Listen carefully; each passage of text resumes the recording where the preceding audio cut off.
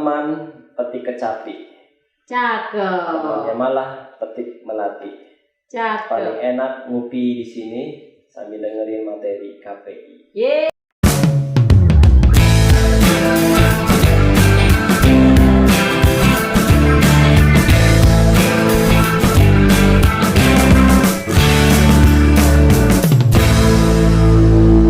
Sampai ke panduan pengawasan. Panduan pengawasan. Nah, apa tuh yang menjadi panduan pengawasannya KPID nih, Bang Puji? Oh, jadi kita bekerja bukan tanpa dasar. Jadi ada pedoman yang menjadi acuan kita, namanya pedoman perilaku penyiaran standar penyiaran. Buku yang tebalnya kurang lebih sekitar 80 halaman, dan setiap 5 tahun sekali kita kaji untuk melakukan perubahan supaya sesuai dengan konteks. Ada nggak bawa nggak? Saya lihat ada Mas. Kebetulan saya Bang Puji bawa nih. Saya bawa hanya peraturan soal kelembagaan. Oh, peraturan kurang lebih kelembagaan. tapi hampir sama, mirip-mirip seperti ini tebalnya. Dan pemirsa bagi yang penasaran bisa download di Google pedoman perilaku penyiaran dan standar penyiaran. Itu akan ditemukan dan bisa di-download secara terbuka begitu. Nah, di situ membahas detail apa saja yang menjadi segmentasi ya, pengawasan konten siaran baik televisi maupun radio. Jadi kita melihat, menonton, mendengar, kemudian sampai mencatat itu ada panduannya. Jadi kalau ada pemirsa, masyarakat atau siapapun yang mengatakan enak banget ya kerja di KPI, cuma nonton televisi atau dengar radio dibayar gitu. Kita memang menonton, kita memang mendengarkan radio, kemudian dibayar. Tapi mereka memang tidak dibayar, tapi ada tanggung jawab yang melekat mereka. Tanggung jawabnya berat ya. Tanggung jawab kepada masyarakat ya. Barang ya betul. Lewat 1 detik pun nggak boleh lewat. Nggak boleh. Makan juga gantian. Makan gantian. Betul. Mau istirahat sholat juga gantian. Karena memang supaya apa? Jangan sampai kelewat tayangan yang sedang dipantau. Nah, ini pentingnya kenapa kemudian mereka bertanggung jawab dan penting untuk terus ada di posisi, karena itu tadi tanggung jawabnya besar dan harus fokus karena ada di lokasi mantau monitor. Kalau tidak fokus mungkin menghayal mantan, menghayalkan pacar, mikirin mau nikah, kemudian atau mikir ngedit di mana, makan apa, itu akhirnya buyar gitu. Yang harusnya dicatat temuan-temuan itu mungkin karena konsentrasi nggak fokus lewat. Berarti tanggung jawabnya besar banget tanggung ya. Jawabnya besar. Disesuaikan dengan panduan yang ada di P3SPS itu. Jadi kita nggak mudah ya sebenarnya menjadi pengawas isi siaran, itu nggak mudah ya, Bang Puji gitu.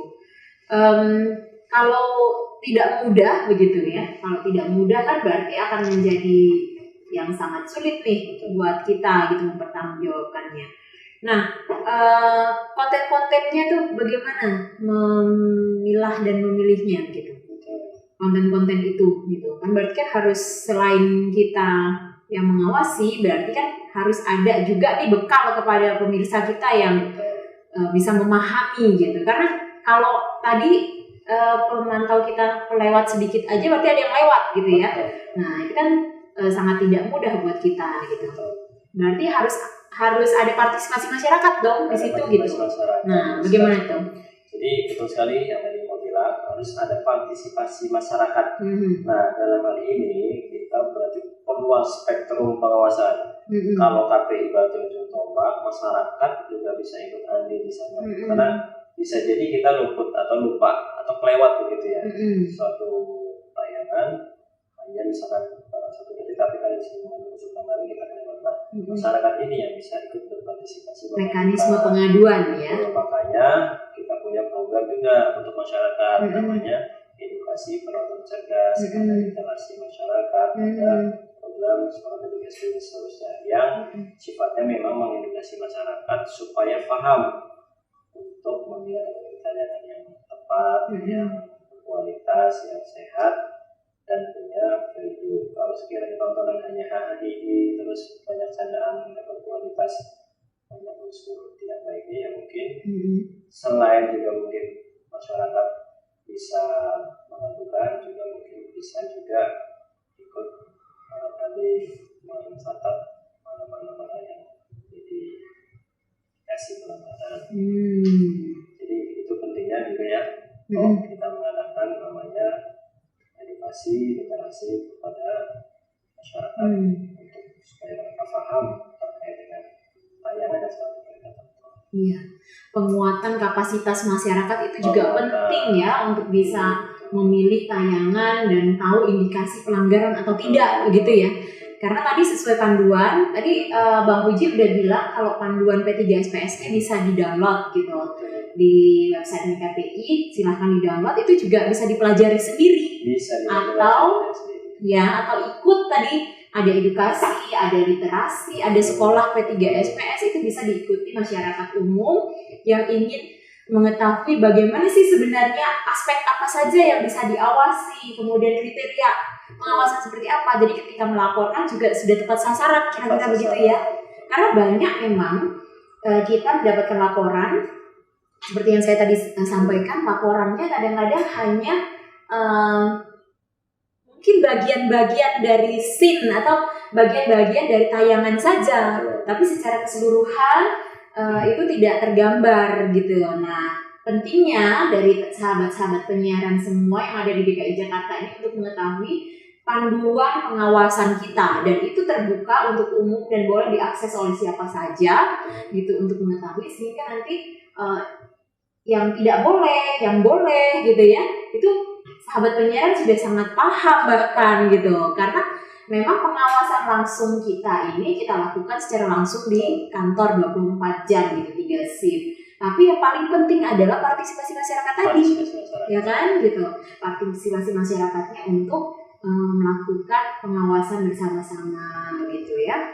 Nah, bagaimana kalau ada konten-konten yang tidak sesuai atau terindikasi? Tadi kan sudah di sekilas Bang Puji sudah sampaikan ada sanksi tentunya kan, ada penjatuhan sanksi, ada rapat penjatuhan sanksi yang kita jatuhkan kepada tayangan yang melanggar gitu.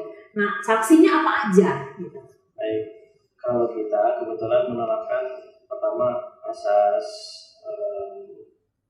bukan praduga tapi asas hubungan gitu ya, hubungan untuk memberikan penyadaraan kepada lembaga penyiaran. Jadi ketika ada indikasi pelanggaran ditemukan oleh stasiun televisi tertentu atau radio tertentu, kalau indikasinya masih terpenuhi sedang, yang kuning tadi ya, kita bisa lakukan pendekatan pembinaan. Pembinaan itu berarti kita mengundang mereka, kita meminta notifikasi, terus kemudian kita berikan pemahaman bahwa tayangan ini kurang layak, bisa diganti atau bisa dirubah atau bisa dilakukan perbaikan.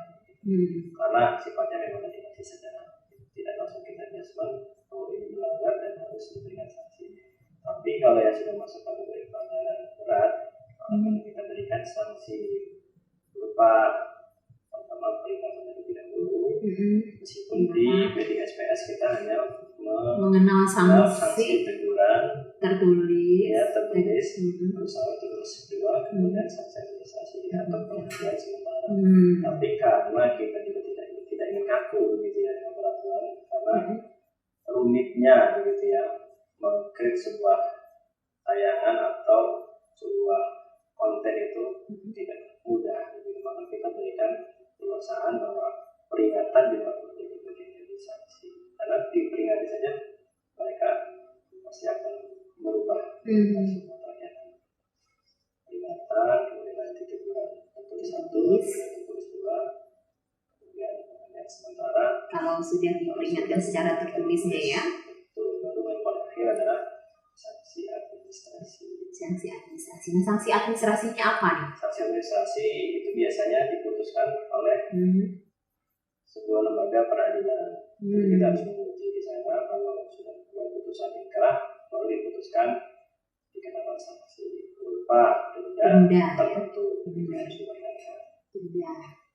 Kalau sanksi-sanksi itu misalnya paling berat tadi adalah sanksi administrasi berupa denda. Ada pasal-pasal tertentu yang memungkinkan untuk terkena itu apa saja jika dilanggar? Ada pasal 79 di Undang Undang Siaran Tentang kalau sudah melalui tahap penghentian sementara masih dilakukan sanksi kesalahan yang sama atau kesalahan yang sama berulang, maka akan diberikan sanksi pada satu program yang sama yang sama dengan durasi yang tidak terlalu panjang. Misalkan rentang waktunya masih setahun, jadi masih diberikan sanksi bertahan, masih dihitung gitu ya dari sanksi-sanksi sebelum. Tapi kalau sudah lewat tahun berikutnya, berarti sudah dianggap sanksi baru. Oke. Nah itu sanksi-sanksi yang bisa diberikan kepada pelanggar gitu ya, pelanggar lembaga penyiaran ya. Yang kita sanksikan lembaga penyiarannya ya, karena objek pengawasannya adalah isi siaran atau kontennya, kemudian yang mempertanggungjawabkannya adalah lembaga penyiarannya. Lembaga penyiaran tadi adalah kalau kita menyebutnya biasanya TV-TV atau radio-radio yang melakukan pelanggaran. Jadi mereka nanti yang kita panggil, kemudian nanti mereka juga yang akan mempertanggungjawabkan ketika adanya sanksi tadi. Banyak gak? Nah, kadang sahabat-sahabat penyiaran tuh nanya begini, ada gak sih yang disanksi sebenarnya gitu? Kemudian kalau di KPID tuh berapa banyak sanksinya yang diberikan begitu? Jangan-jangan nggak ada sanksi, semuanya pembinaan saja gitu. Nah, gimana nih di isi siaran nih? Kita ada sanksi karena itu juga bagian dari tugas dan tanggung jawab kita ya. Tapi karena KPI DKI berhubung sama objeknya dengan yang diawasi oleh KPI pusat, sehingga kita selalu akan mencocokkan dengan KPI pusat. Sinkronisasi ya. Ketika pengawasan kita menemukan indikasi pelanggaran atau pelanggaran, kemudian objeknya sama dengan KPI pusat, maka kita akan memberikan koordinasi dengan KPI pusat. Karena supaya tidak tumpang tindih dan tidak dianggap kita bersaing dalam satu lembaga. Karena bisa saja juga terjadi sebuah pelanggaran kita temukan, tidak bisa ditemukan, maka kita akan maju sebagai pemberi sanksi atau kita yang akan memberikan sanksi. Oke. Kalau untuk tahun 2020 yang lalu ya, berarti kita bicara yang lalu, kira-kira banyak tidak? Atau TV kita atau di radio kita tuh sudah mulai baik gitu tayangan atau sudah mulai mengarah ke berkualitas gitu, Bang Puji, sehingga kan bisa dilihat dari misalnya sedikitnya sanksi gitu. Nah, bagaimana itu? Kebetulan kita sedang masa pandemi ya, sedang masa pandemi sehingga pengawasan dilakukan secara work from home dari rumah ya, secara umum gitu, meskipun kita juga ada dilakukan pengawasan di kantor, tapi secara umum dan secara dominan kita melakukan pengawasan di rumah secara work from home. Sanksi kita di tahun 2020 ya kalau dilihat dari tren memang menurun dari tahun sebelumnya. Menurun ini belum tentu juga karena perbaikan dari stasiun televisi atau radio, tapi memang karena yang kontennya juga berkurang kan? Yang biasanya konten-konten sebelumnya banyak menghadirkan adegan-adegan misalkan action gitu, makin berkurang. Karena apa? Edaran dari pemerintah kan mengatakan bahwa pembatasan ya, pendidikan atau pembelajaran bisa melalui media televisi, sehingga ada warning kepada media televisi juga menghadirkan tontonan yang baik selama dilakukannya pendidikan dari rumah atau selama banyak orang stay at home gitu. Sehingga mungkin akhirnya timbul kesadaran dari lembaga penyiaran, dari televisi maupun radio menghadirkan tayangan yang lebih edukatif dan lebih layak untuk ditonton. Selain itu juga memang pembatasan sosial berskala besar ya waktu tahun 2020 itu yang mengakibatkan produksi siaran juga berkurang. Banyak yang rerun bahkan ya. Banyak pengulangan gitu ya. Sehingga memang akhirnya juga yang setelah kita sanksi atau yang setelah kita treatment sebelumnya itu biasanya tayang dan sudah tidak ada lagi pelanggaran gitu. Sehingga itu yang mengakibatkan pada saat 2020 saat pandemi itu sanksi kita berkurang juga gitu. Oke, Bang Puji. Kemudian, tentu dengan banyaknya sanksi gitu ya, dengan adanya sanksi, lembaga penyiaran ini menjadi warning gitu ya, warning lembaga penyiaran ataupun menjadikan lembaga penyiaran berhati-hati untuk memproduksi sebuah tayangan atau siaran. Pesannya nih, Bang Puji kepada lembaga penyiaran, biar kita di KPID ini juga, karena kan kita stakeholder kita kan termasuk lembaga penyiaran begitu ya. Kalau misalnya lembaga penyiarannya juga baik, tugas dan tanggung jawab kita juga terbantu gitu. Nah, ada pesan Bang Puji untuk lembaga penyiaran kita menghadirkan siaran-siaran kita yang jauh berkualitas ke depan begitu. Jadi pesan kita kepada seluruh lembaga penyiaran baik televisi maupun radio, hadirkan siaran yang berkualitas, yang sehat dan layak untuk ditonton. Jadi kita harus mengasumsikan bahwa mereka masyarakat yang menonton juga bagian dari kita. Mereka adalah keluarga kita, mereka anak pasangan kita dan seterusnya. Sehingga kalau mereka kita anggap saudara kita, pasti kita ingin tayangan itu tayangan yang baik, tayangan yang berkualitas, tayangan yang mengedukasi gitu. Jadi sehingga yang ditayangkan adalah yang sesuai dengan harapan kita bersama. Karena sesuai amanat undang-undang itu bahwa frekuensi diberikan salah satunya adalah untuk menghadirkan kesejahteraan dan ikut mencerdaskan kehidupan bangsa. Kehidupan bangsa ini yang menjadi poin kita, sehingga kehadiran konten tayangan yang berkualitas itu sebuah keniscayaan yang penting untuk dihadirkan. Dan supaya masyarakat kita juga makin naik kelas begitu ibaratnya gitu. Yang biasa kita suka dengan tontonan bullying, suka dengan tontonan yang hahaha, kita makin naik kelasnya, suka tontonan yang berkualitas, misalkan tontonan soal yang kreatif, tontonan yang memberikan konten yang produktif, konten yang memberikan informasi yang baik bagi masyarakat. Dan jangan lupa pesannya ikut sekolah P3SPS ya. Jangan lupa pesannya ikut sekolah P3SPS. Kita ada program terkait dengan masyarakat, ada edukasi penonton cerdas, ada literasi media, kemudian yang ketiga adalah sekolah P3SPS. Semua memang untuk masyarakat dan juga ada untuk lembaga penyiaran. Terutama lembaga penyiaran ya, sekolah P3SPS itu penting dan wajib sebenarnya agar mengetahui do and don't-nya yang ada di standar perilaku penyiaran dan standar program siaran itu gitu. Nah, ini makanya sahabat-sahabat penyiaran, terutama di lembaga penyiaran, sama-sama untuk mengetahui sehingga nanti lembaga penyiarannya juga tidak terkena sanksi dan kerjasama dengan KPID yang jauh lebih baik gitu dilakukan ya untuk P3SPS. Nah, kalau tadi kita udah berpesan kepada lembaga penyiaran sebagai stakeholder kita, bagaimana pesan untuk masyarakat kita nih sehingga di pengawasan isi siaran kita juga jauh lebih terbantu gitu. Ya. Pesan kepada masyarakat, jadi jangan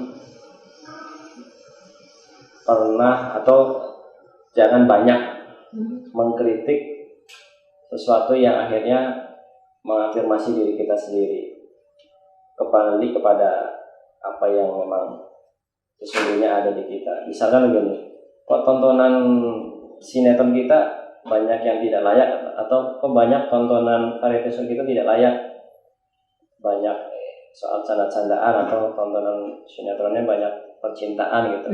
Tapi jangan salah, itu juga karena ratingnya tinggi.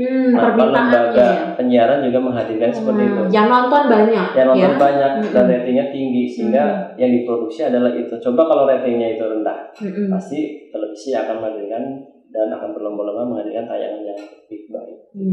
Jadi masyarakat yang juga harus cerdas, harus peduli bahwa pilihlah tayangan yang berkualitas, yang sehat dan menghadirkan kebermanfaatan.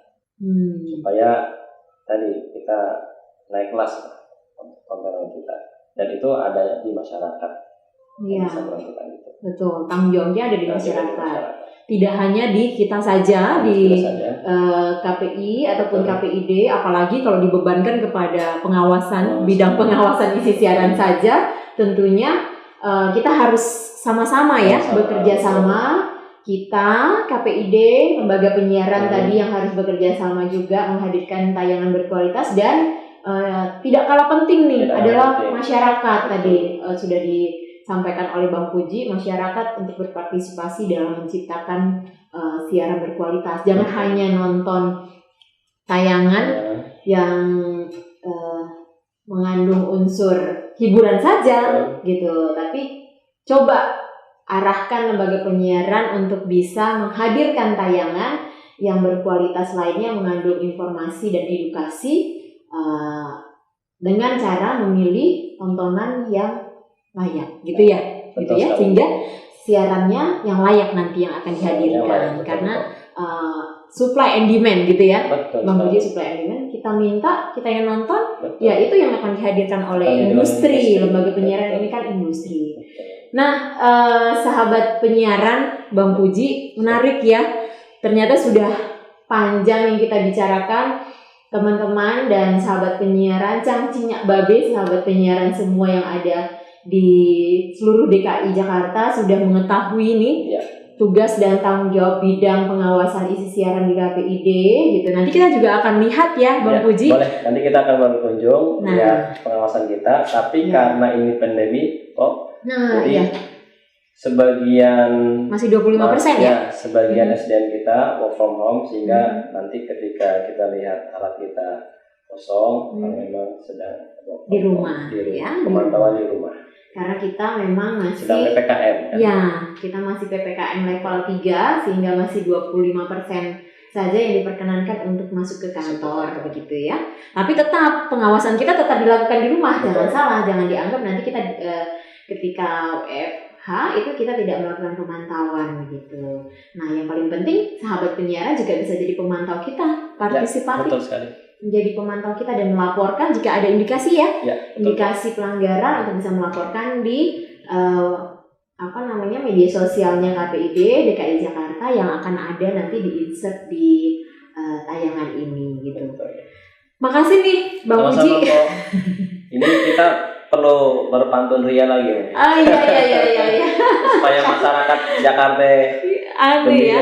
Karena karena kita di Monas gitu ya, kita duduknya di Monas ini, kita santai-santai bersama 7 komisioner, tapi karena PPKM kita di kantor aja dulu. Nanti kita akan di Monas beneran, tapi Monas jangan lupa ngomong asik seputar siarannya KPID DKI Jakarta. Nah, Bang Puji, saya senang banget bisa mengulas, kita senang banget, saya terutama juga Wakil Ketua KPID DKI Jakarta juga di bidang pengawasan isi siaran bisa memberikan informasi terkait apa yang kami lakukan. Mudah-mudahan juga bisa bermanfaat dan bisa juga menambah informasi dan edukasi pemirsa yang ada di DKI Jakarta ini dengan baik, begitu ya. Pantun nih sebelum terakhir Bang Puji meninggalkan Monas, nah kita minta pantun dulu dari Bang Puji. Ya, coba Bang Puji, pantunnya udah dipersiapkan nih. Siap. Ajak teman petik kecapi. Cakep. Temannya malah petik melati. Cakep. Paling enak ngopi di sini sambil dengerin materi KPI. Yeay. Cakep. Ada lagi Bang Puji? Udah itu aja. Cukup. Nanti jadi palang pintu kita. Namanya pantun. Nah, khasnya di Monas ini kan kita karena di Monas kita orang Jakarta, jadi kita memang harus pantun. Jadi setiap narasumber AY ini, narasumbernya Mpok Rizky pasti harus dimintain pantun, harus mempersiapkan pantun. Tadi Bang Puji udah mempersiapkan 3 ya, 3 pantun. Nah, saya juga mau pantun. Pasar Minggu di Jakarta Selatan. Cakep. Tempat kumpulan beli jajanan. Cakep. Sudah tahu pengawasan isi siaran. Nah, ada pelanggaran, jangan lupa dilaporkan. Cakep ya, jangan lupa dilaporkan. Tuh, benar ya, Bang Puji ya, benar ya, harus dilaporkan kalau ada pelanggaran. Kemudian satu lagi nih. Kok Rizky ini bikin pantun mulu nih. Mantengin kendaraan lalu lintas. Cakep. Yuk. Di jalan santai jangan bergegas. Cakep. Ingin siaran kita selalu berkualitas. Cakep. Jangan lupa jadi pemirsa cerdas. Yeay. Gitu ya, Bang Puji, cakep-cakep ya pantun kita ya. Mudah-mudahan ini kita udah jadi maskotnya Bang None, cocok. Rizky. maskotnya Monas, double S, Monas ngomong asik seputar siaran. Oke, sahabat penyiaran, demikian tadi Monas kita episode kali ini, bincang-bincang kita ngomongin asik soal pengawasan isi siaran. Seperti biasanya, makan tahu condet di pasaran, jangan lupa kipas dan air dingin. Kalau pengen tahu update penyiaran, jangan lupa Monasnya dipantengin. Buah lapung disemai papa. Wassalamualaikum dan sampai jumpa. Makasih ya, Bang Puji.